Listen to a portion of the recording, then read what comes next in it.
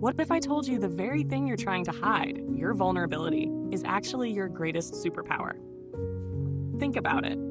Every time you held back from speaking your truth, every moment you avoided showing emotion, every time you smiled through something painful just to seem okay, that was vulnerability knocking. And Daring Greatly by Brené Brown is a book that asks you to stop running, open the door, and walk right into that discomfort. This isn't your typical self-help guide filled with motivational quotes and empty advice.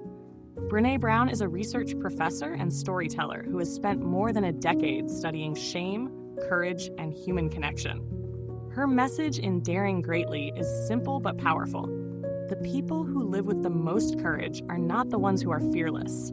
They're the ones who show up anyway, uncertain and exposed, and do it with their whole heart. The title comes from a speech by Theodore Roosevelt, the Man in the Arena speech, where he praises the person who shows up and dares greatly, even if they fail. Brown uses this idea as a foundation to explore why we're all so afraid of vulnerability and how that fear keeps us from truly connecting with others and living meaningful lives. She explains that vulnerability isn't weakness. It's not oversharing. It's not being fragile.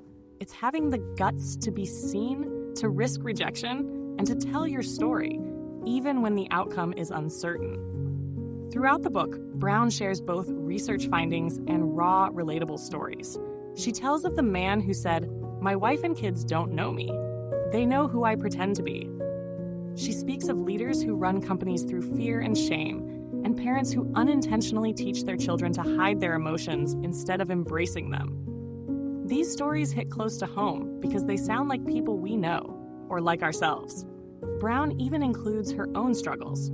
She talks about her vulnerability hangovers, the moments after she's been open or emotional and instantly regrets it. That honesty makes her not just credible, but human. Online, Daring Greatly has made a massive impact. On Goodreads, the book has over 150,000 reviews with an average rating above 4.3. Readers call it life-changing, healing, and a must-read for anyone who wants to live a more connected life. One reviewer said, "I didn't know I was living behind a wall until I read this book."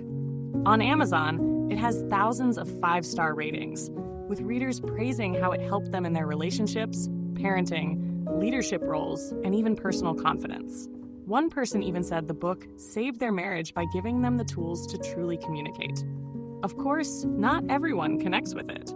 Some readers say the content can feel repetitive or that the research-heavy tone isn't for them. But even critics admit that the core message, that vulnerability is the birthplace of courage, love, creativity, and belonging, is something most of us need to hear. What makes Daring Greatly hit so hard is how it forces you to reflect. You begin to see how often you protect yourself with armor. Maybe it's perfectionism, sarcasm, control, or silence. Brown calls this armor necessary at times, but dangerous when it becomes a lifestyle. We think hiding keeps us safe, but in reality, it keeps us stuck. You start to see the moments you chose fear instead of connection, and that's when the real growth begins. The book speaks to everyone: leaders, parents, teachers, creators, partners, and anyone who wants to live a little more freely. Brown emphasizes that the goal isn't to be fearless, but to have the courage to be real.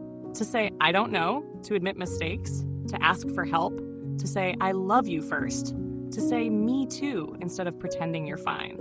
These are small acts, but they require great courage. One of the most powerful lessons in the book is that shame needs silence to survive.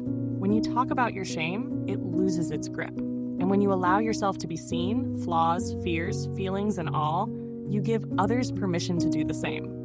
This is how connection begins. Not through perfection, but through shared imperfection. Reading Daring Greatly feels like being given permission to exhale. It doesn't promise easy solutions. It won't tell you how to win every argument or never feel afraid again. But it gives you something better, a language for the things you feel but never knew how to name. And once you name them, you can work with them.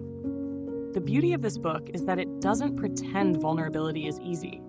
It's uncomfortable. It's unpredictable.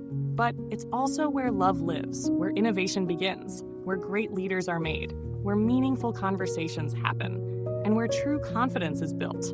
Not the loud kind, but the quiet, grounded kind that says, I'm enough. In a world obsessed with appearances, achievements, and filters, Brené Brown invites us to live unfiltered, to stop performing and start showing up, to dare greatly. This is Intellings, where we explore nonfiction books through news, reviews, and interviews. Let us know which book you'd like us to explore next. And remember, the arena is waiting. Will you step in?